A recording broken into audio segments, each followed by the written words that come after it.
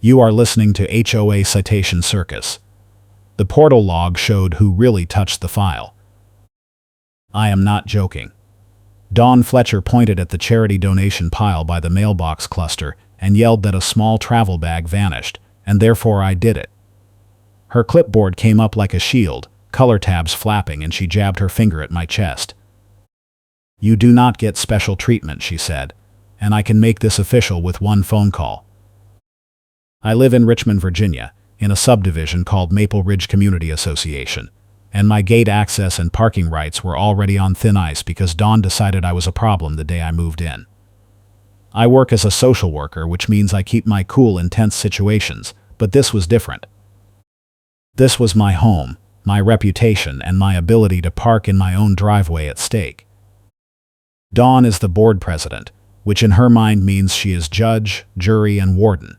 She is middle-aged, always in that gray blazer even in summer, and she carries that clipboard everywhere like it is a legal document. Her brown hair stays perfectly straight no matter the humidity, and she has this habit of filming people with her phone on a gimbal from inches away, like she is gathering evidence for a tribunal that only exists in her head. The charity pile was supposed to be donations for a local shelter drive. Neighbors dropped off clothes, small household items, and bags of toiletries by the mailbox kiosk every Tuesday. I had never touched it. I had never even looked at it closely. But Dawn stood there in front of 3 other neighbors and said someone saw me lingering near it yesterday evening, and now a small travel bag was gone, so obviously I took it. I opened my mouth to say I was at work until 8 last night, but she cut me off. You do not get special treatment, she repeated, louder this time. The HOA policy requires immediate punishment, daily fines that start tomorrow unless you admit it. She slapped the clipboard against her palm for emphasis, and one of the neighbors, an older guy named Trevor, stepped back like he did not want to be part of it. I looked at the other 2. They would not make eye contact. Dawn had them trained. I said I did not take anything, and I would be happy to check my doorbell camera footage if that would help. That was my first mistake. Her face went from angry to nuclear in half a second. Your what? She said. My doorbell camera, I repeated. I installed it last week. She took a step closer, close enough that I could smell her floral perfume mixed with something sharper, maybe rage sweat. That violates community standards, she said. Section 4, Subsection C. No external surveillance devices visible from the street without board approval. You are in violation, and now you are using it to harass neighbors. I had read the community standards when I signed my lease. There was nothing in there about doorbell cameras.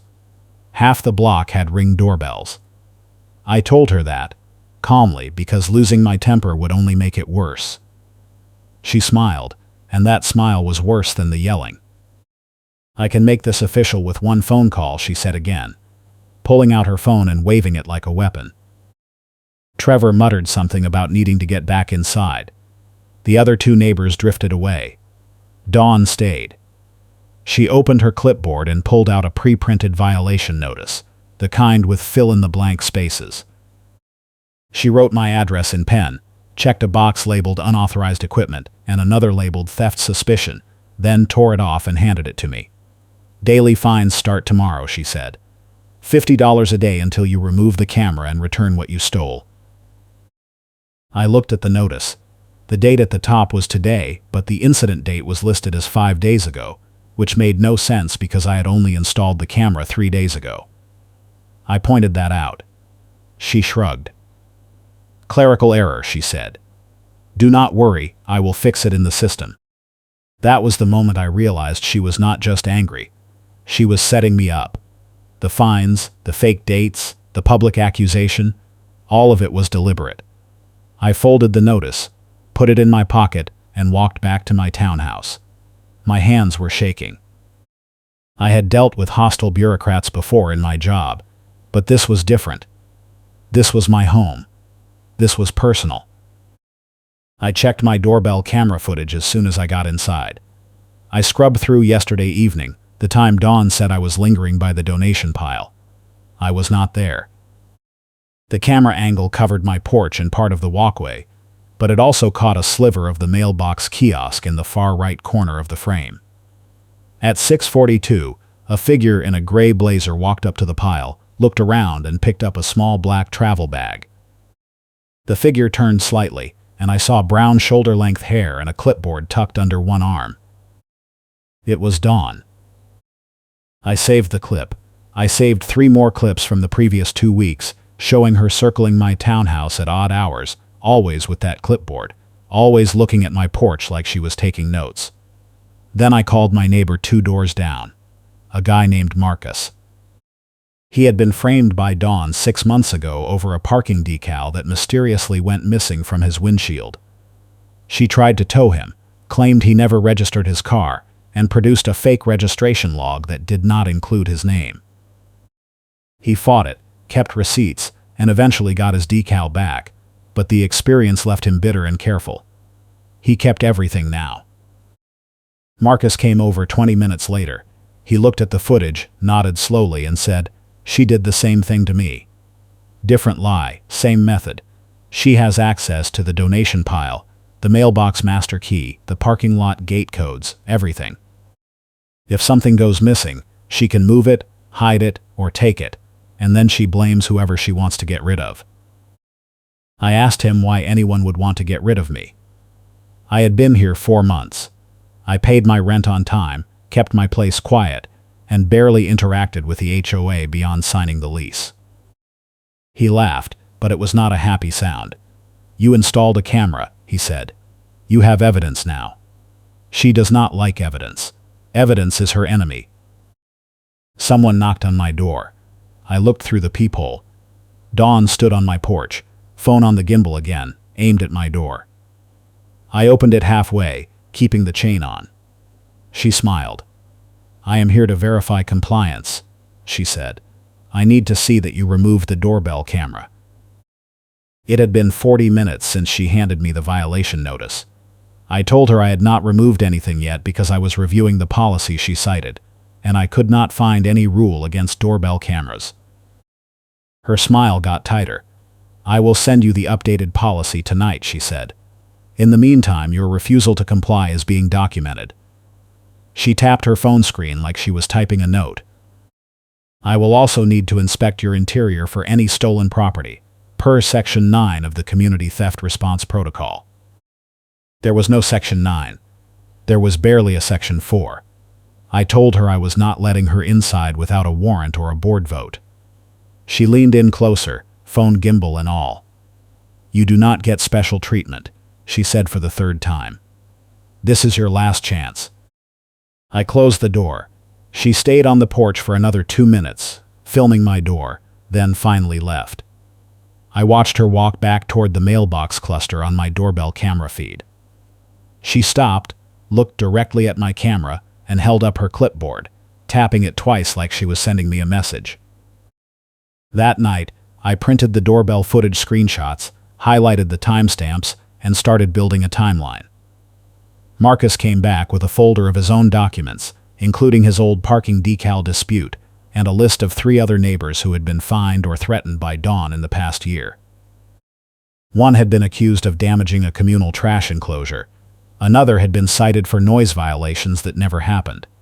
A third had been told their guest parking pass was fake, even though they had the receipt and the original email confirmation from the management company. The pattern was obvious. Dawn picked targets, manufactured violations, and escalated until people either paid up or moved out. The management company, a regional firm called Piedmont Properties, rarely pushed back because Dawn was the board president and handled most day-to-day enforcement herself. She was the gatekeeper, and she liked it that way. The next morning, I woke up to another notice taped to my door. This one was titled, "Second Violation. Community Theft. Failure to comply." The fine was now $75 a day, retroactive to yesterday. The notice also said my gate access card would be deactivated in 48 hours unless I surrendered the stolen property and removed the camera. I called Piedmont Properties. The receptionist, a calm woman named Angela, listened to my story, asked for my address, and put me on hold for 5 minutes. When she came back, She said Dawn had already filed a formal complaint that morning, and the management office was required to follow the board president's enforcement recommendations unless I submitted a written dispute packet within 72 hours. The office closed at 5, and it was already 11. I had one shot to deliver the dispute packet in person today, or I would miss the deadline and default to whatever consequences Dawn wanted. I spent the next 3 hours assembling the packet. I printed the doorbell footage stills, wrote a 2-page summary with timestamps, included Marcus's affidavit as a witness to Dawn's prior false accusations, and added copies of my work schedule showing I was not home during the alleged theft window. I also printed a screenshot of the Maple Ridge Community Association policy document from the HOA website, which had 0 mentions of doorbell camera bans or theft response protocols. Marcus offered to drive me to the Piedmont Properties office because my gate card was still active, but he did not trust Dawn not to deactivate it early. We left at 3:30. The office was 20 minutes away in a bland commercial plaza off Broad Street. We parked, walked in, and I handed the packet to Angela at the front desk.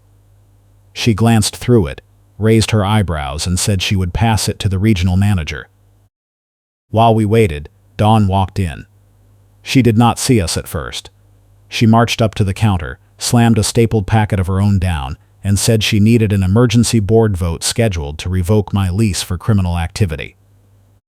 Angela, calm as ever, said that required a quorum and 72 hours notice per state law. Dawn leaned over the counter and said, "I do not care about 72 hours. This is theft. This is trespassing. This is harassment." Angela repeated the policy, word for word. Dawn's face went red.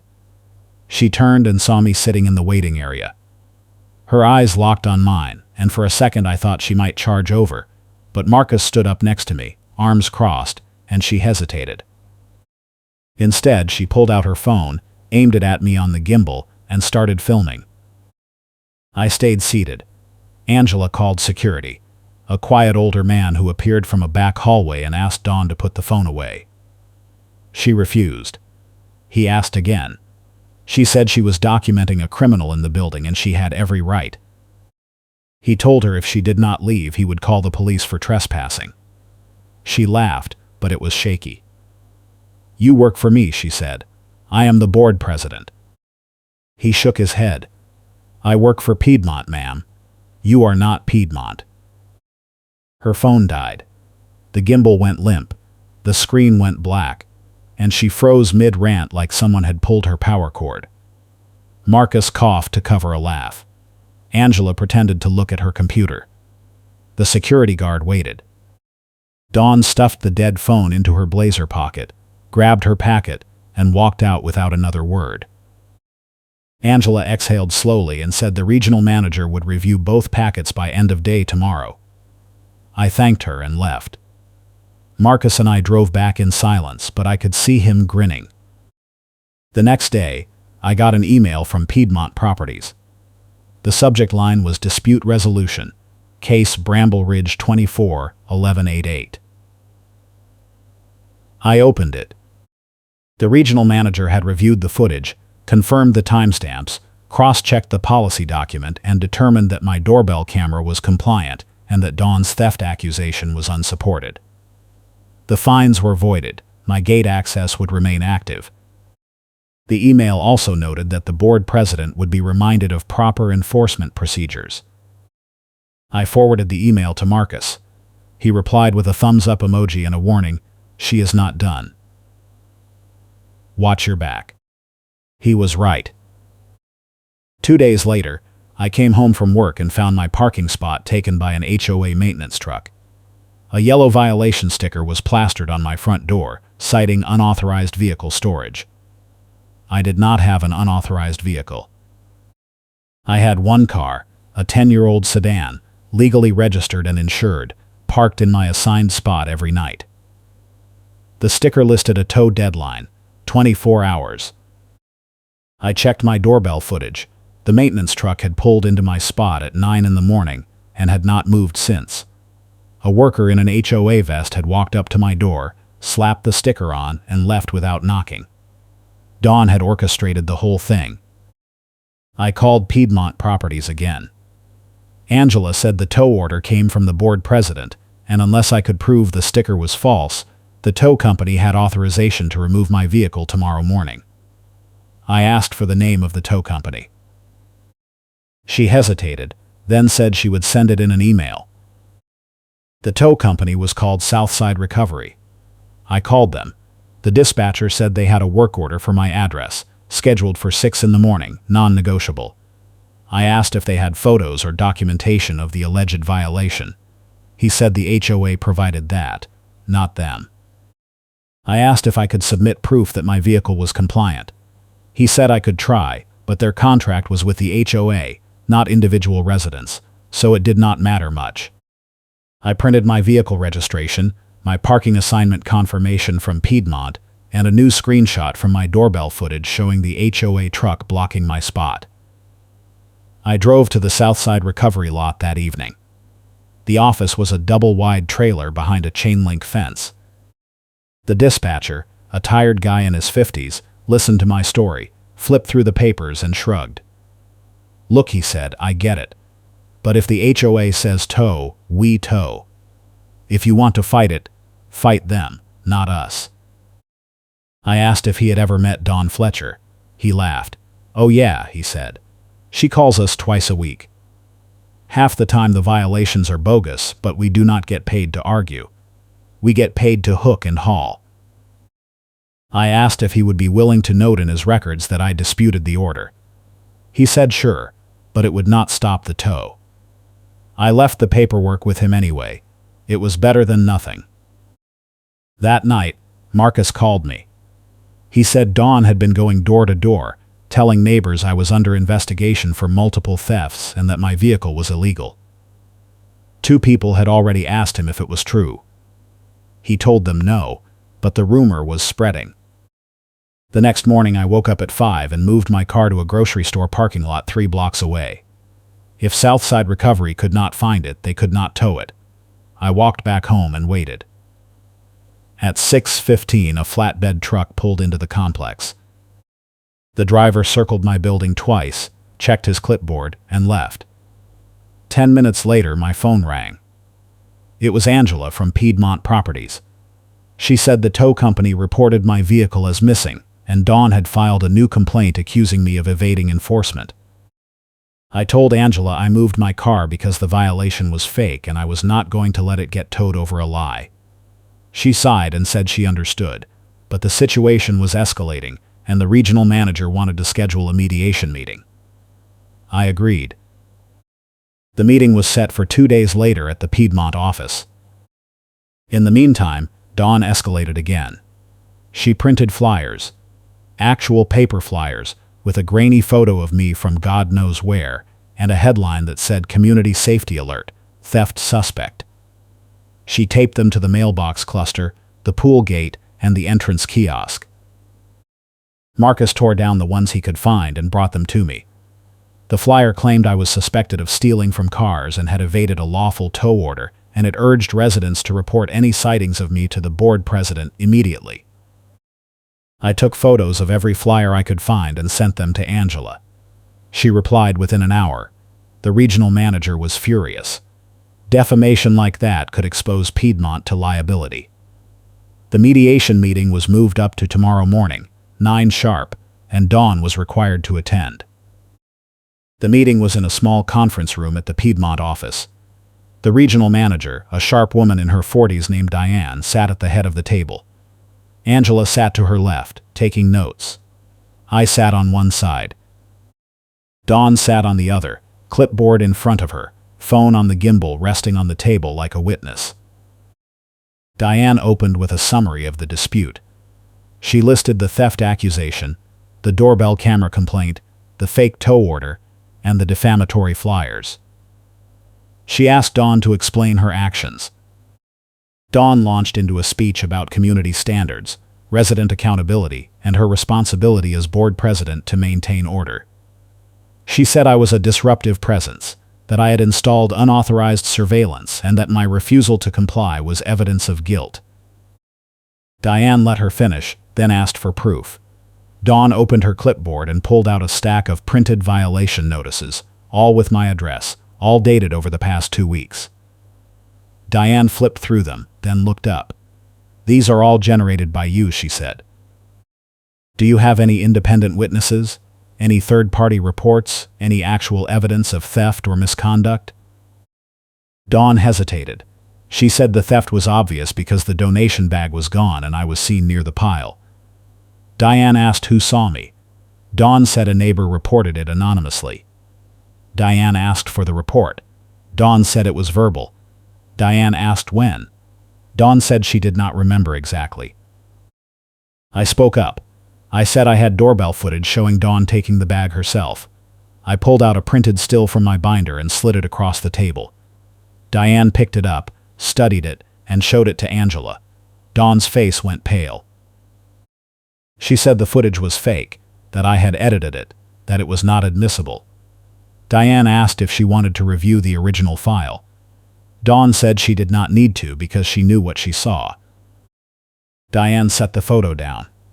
"Miss Fletcher," she said, "this is not a courtroom. I do not need a judge to tell me what I am looking at. This is a timestamp photo showing you taking a bag from the donation pile on the same day you accused this resident of theft. Do you have an explanation?" Dawn said she was moving the bag to a safer location because she was concerned about theft. Diane asked where she moved it.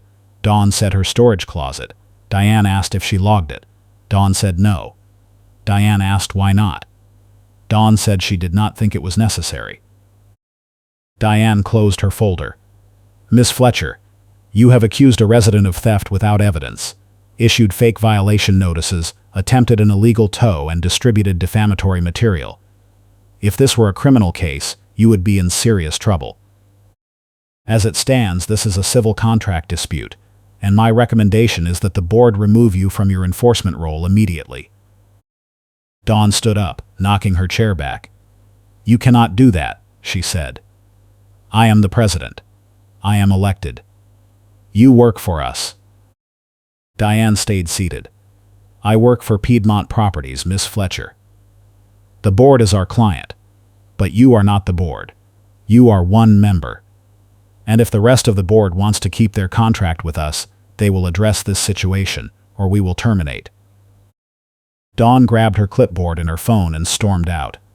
The door slammed behind her. Diane looked at me and said, "I am sorry you had to deal with this. We will issue a formal reversal of all fines and violations by end of day, and I will personally call the board vice president to recommend an emergency vote." I thanked her and left. Marcus was waiting in the parking lot.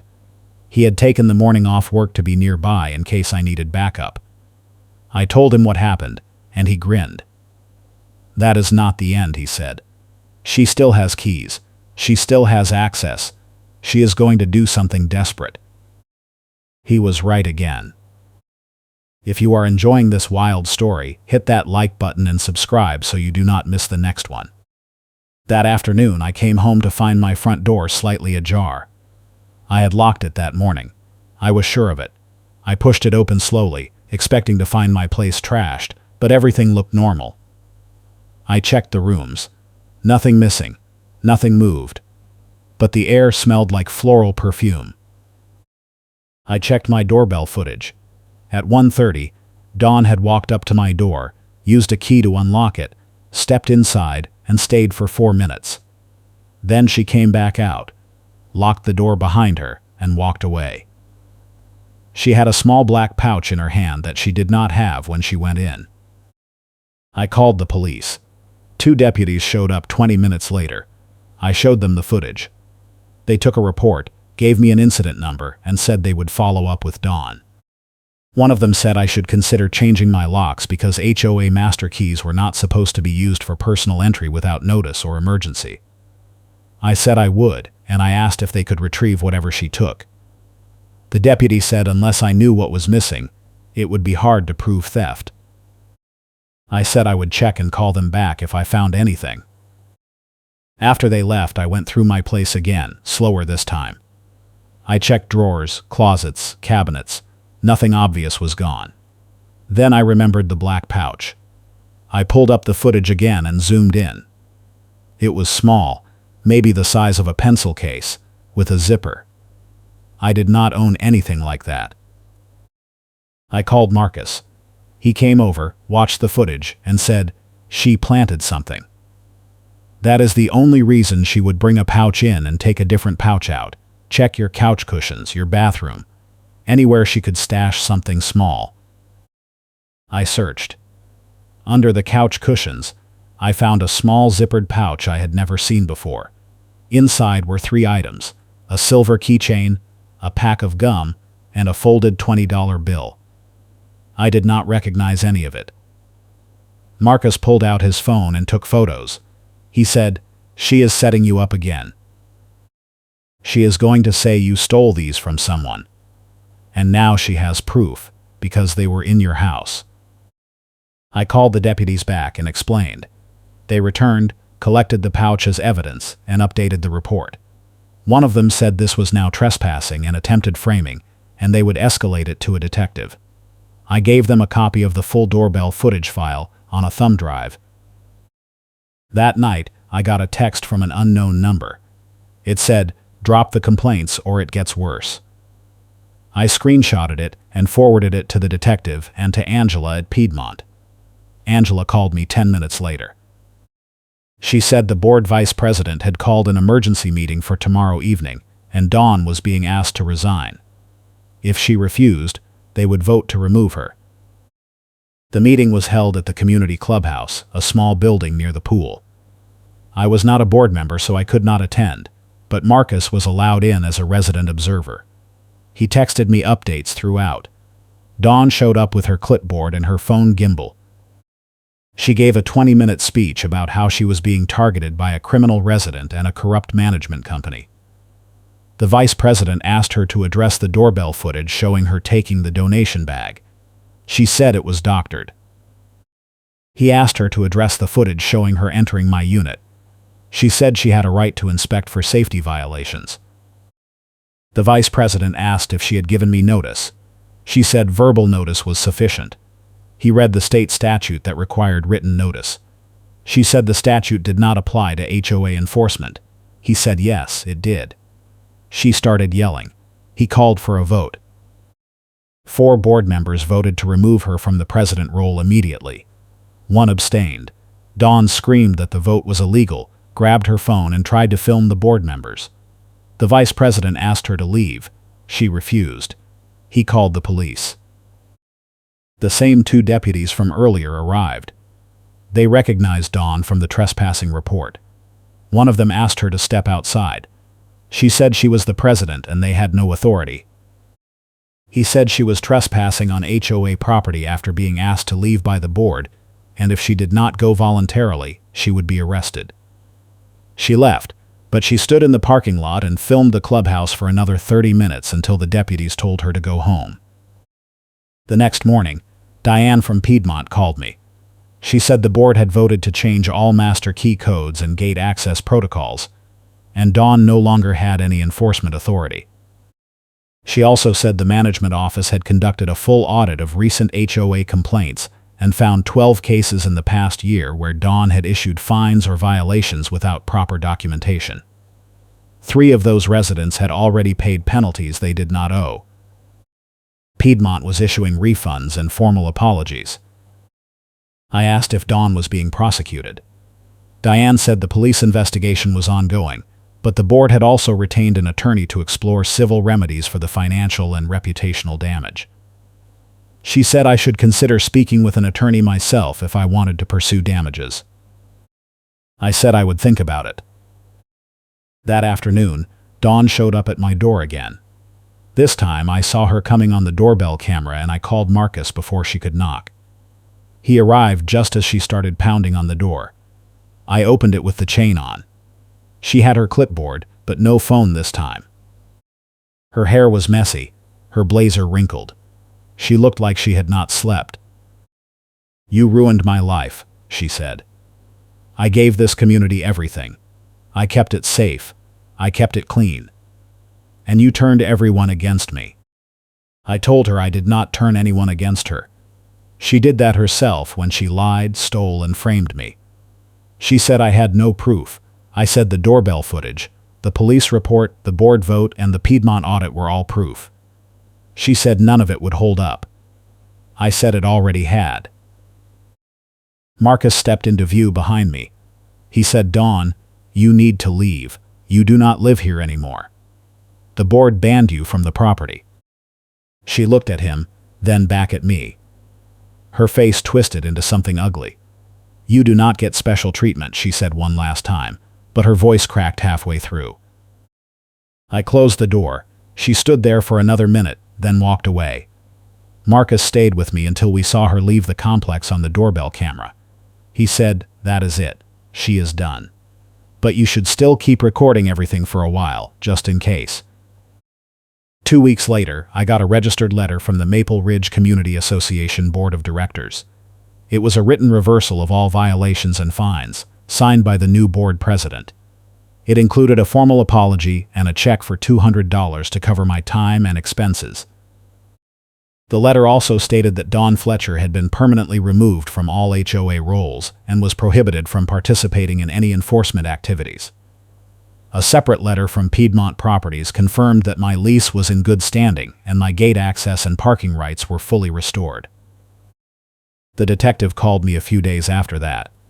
He said the investigation had concluded, and Dawn was being charged with trespassing, theft, and filing a false report. The district attorney was offering a plea deal that included restitution, probation, and a permanent restraining order. He said I would be notified if the case went to trial, but most likely it would settle. Marcus threw a small cookout at his place to celebrate. A few other neighbors came, including Trevor, the guy who had backed away during the first confrontation. He apologized for not speaking up sooner. He said Dawn had intimidated him before, and he did not want to get involved. I told him I understood, and I was just glad it was over.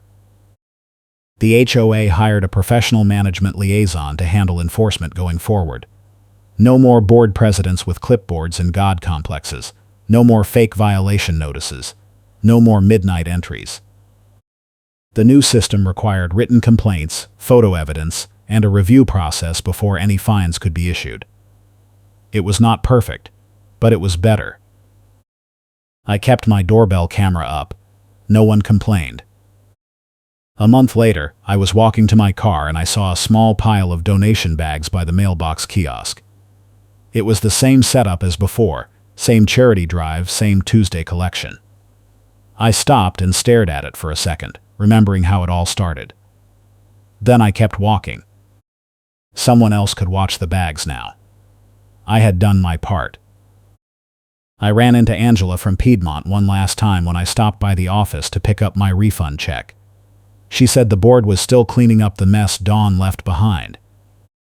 Apparently, she had a storage closet in the clubhouse that was supposed to be for HOA supplies, but when they opened it, they found bags of random items, a dozen unclaimed packages, 2 car registration stickers, a stack of guest parking passes, and even a few personal items that residents had reported missing months ago.